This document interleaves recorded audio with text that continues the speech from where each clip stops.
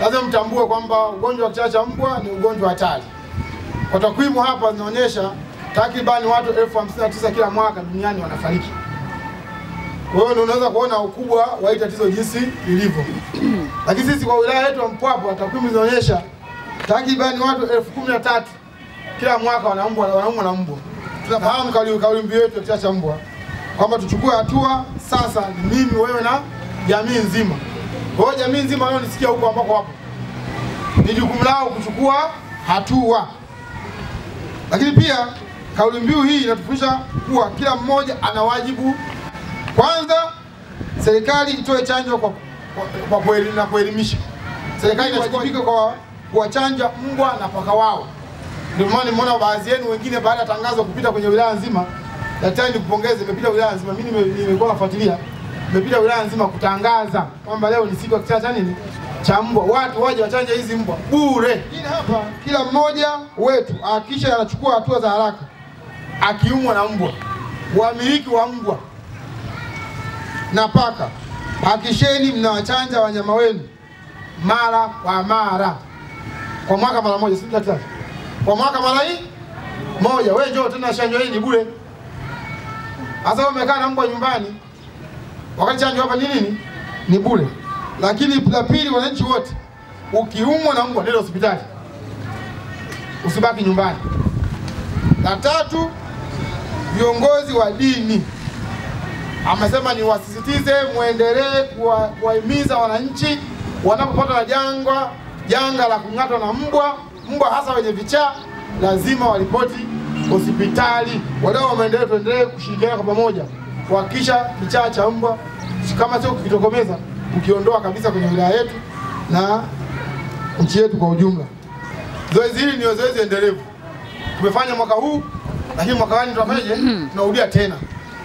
Naomba nitumie nafasi hii kuweza kuzungumza kwa kifupi kuhusiana na ugonjwa wa kichaa cha mbwa, lakini pia umuhimu wa chanjo. Tunafahamu kwamba ugonjwa wa kichaa cha mbwa kwa ujumla unasababishwa na virusi ambavyo mara nyingi huwa vinapatikana kwa wanyama, jamii ya wanyama kama mbwa, paka na wengine ambao wanafanana na hao.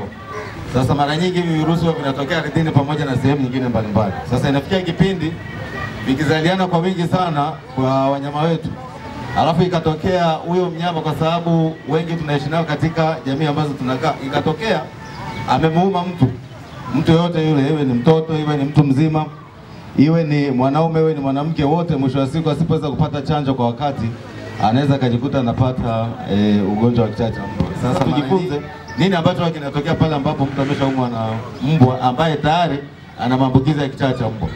Kinachotokea pale ni kwamba mtu mwenyewe anaanza kupata homa, lakini pia mwisho wa siku misuli yake huwa inakakamaa. Lakini kuna wengine ambao kadri muda unavyozidi kwenda anaanza kutoa mate. Yaani tunaonaga jinsi ambavyo mbwa anatoaga mate. Sasa nyingine akiwa anatafuna kitu, akiwa na hamu ya kitu, kuna mate ambao yanamtoka pembezoni hivi. Kwa sasa nyingine unakuja kukuta baadhi ya watu ambao wameumwa na mbwa ambaye ana kichaa cha mbwa tayari, mwisho wa siku anaanza kudondosha mate kama mbwa vile anavyofanya saa nyingine. Lakini pia asipoweza kupatiwa matibabu kwa wakati, inafika mahali anachanganyikiwa, anasikia maumivu ya kichwa, lakini saa nyingine anaweza akawa anaonyesha dalili kama za mbwa. Unaweza kukuta anabweka saa nyingine, yaani binadamu unakuta anabweka kama mbwa. Tunachotakiwa kufanya ni rahisi tu. Ikitokea mtu ameumwa kwenye sehemu yote ile, iwe ni mkono, iwe ni mguu, tunachoweza kufanya pale ni kuosha hiyo sehemu kwa maji ambayo ni tiririka tunasema. Ukiweza kupata sabuni sio mbaya, lakini hata ikishindikana hata maji ya kawaida. Lakini kama kuna uwezekano wa kufunga ile sehemu ili ile sumu isije ikaenea sehemu mbalimbali, nayo ni vizuri.